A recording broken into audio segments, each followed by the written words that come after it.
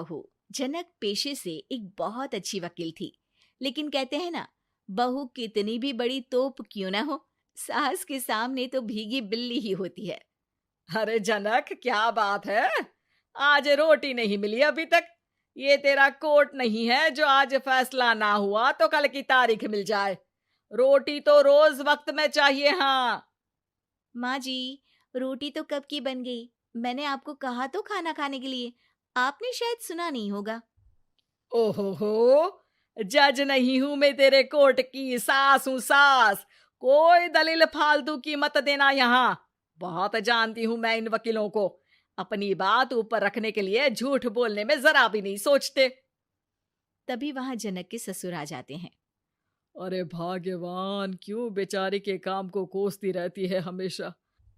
मैं भी तो था वहां जब ये आई थी तुझे रोटी खाने को बुलाने के लिए। सास को तो अब गुस्सा आ जाता है कि कैसे किसी ने बहू की साइड ले ली। अरे वाह जी वाह, वो तो मैं जानती थी कि कोई ना कोई गवाह तो ये पेश कर ही देगी। पर मैं तो अब सीधा खाना खाकर सोने जाऊंगी।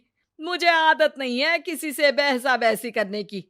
पता नहीं कैसे ये वकील इतना दिमाग लगाकर खुद तो झूठ बोलते ही हैं, साथ में झूठे गवाह भी ले आते हैं। जनक को सास के ताने सुनने की अब आदत सी पड़ जाती है। एक दिन जनक वकील की ड्रेस पर काला कोट पहनकर कोर्ट के लिए निकल ही रही होती है कि अरे कहाँ चली काला कौवा बनकर? टोक दिया ना। अब कोर्ट तो वकील वाली ड्रेस पहनकर ही जाऊंगी ना। वाह भाई वाह, दामिनी तो मैंने भी देखी है। सन्नी पाजी ने ऐसा ही कोट पहना था और कहा था कि तारीख पर तारीख, तारीख पर तारीख।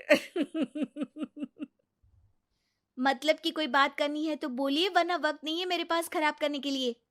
अरे पता नहीं तुझ में क्या देखा मेरे बेटे ने, सारा दिन वकीलों वाली बहस करती है, भोली भाली सास के साथ। अच्छा सुन, जो इतनी बहस मेरे आगे करती है ना, जरा अपने बॉस से कर ले, जो 1 साल भी ना हुए तेरी शादी को और काले कपड़े पहना दिए। अंदर जा और लाल कोट पहन कर आ, पता तो चले कि नई नवेली शादी हुई है। अरे माँ जी, कोर्ट में मेरा बॉस क्या करेगा? ये तो पूरे देश की ड्रेस है वकीलों के लिए। लेकिन सास तो ठहरी सास। अच्छा, तो कोई जरूरत नहीं है 2-4 साल कोर्ट जाने की। शादी थोड़ी पुरानी हो जाए तब इजाजत दे दूंगी मैं तुझे काले कपड़े पहनने की। अब क्या था, मन मारकर जनक को लाल रंग का कोट पहनकर कोर्ट जाना पड़ता है। उसके जाने के बाद आहा, बढ़िया, ये पूरे देश की ड्रेस की बात करने वाली। अरे पहना दिया ना लाल कोट।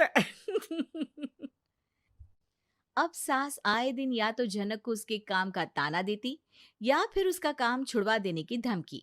तंग आकर एक दिन जनक पति से कहती है, मैं सोच रही हूँ कि कोर्ट जाना बंद ही कर दूं। अरे क्यों यार, इतना अच्छा करियर है, क्यों छोड़ने की सोच रही हो? अरे लाल रंग का कोट पहनकर जाना पड़ता है। हर बात पर सास ताना देती है कि वकील तेज होते हैं, सवाल जवाब करते हैं, झूठी दलीलें देते हैं। अरे तो ठीक है ना, वो जो कहती है अपनी समझ से कहती है, लेकिन तुमको तो पता है ना कि सच्चाई क्या है। जनक को पति की बात से हौसला मिलता है कि तभी घर पर कुछ लोग आ जाते हैं। अरे आइए पंच साहब, कैसे आना हुआ? अरे भाई साहब, सुना है कि आपकी बहू वकील है। तभी वहां सास आ जाती है। हाँ है तो, लेकिन क्या हुआ? फिर कहीं बहस कराई क्या? अरे हम तो खुद दुखी है उसके व्यवहार से। अरे भाभी जी, आपको तो पूरा मोहल्ला जानता है कि आप कितना बोलती है। फिर हम यहाँ बहू रानी की कोई शिकायत नहीं, बल्कि अपनी परेशानी लेकर आए हैं। ससुर जी खुश हो जाते हैं। हाँ हाँ, मैं भी बहू को बुलाता हूँ। जनक वहां आती है, सबको नमस्ते करके बैठ जाती है। बहू रानी, हमारे गांव में बड़ी मुसीबत आ गई है। अब तो पूरे गांव की जिम्मेदारी मानो तुम्हारे कंधों पर है।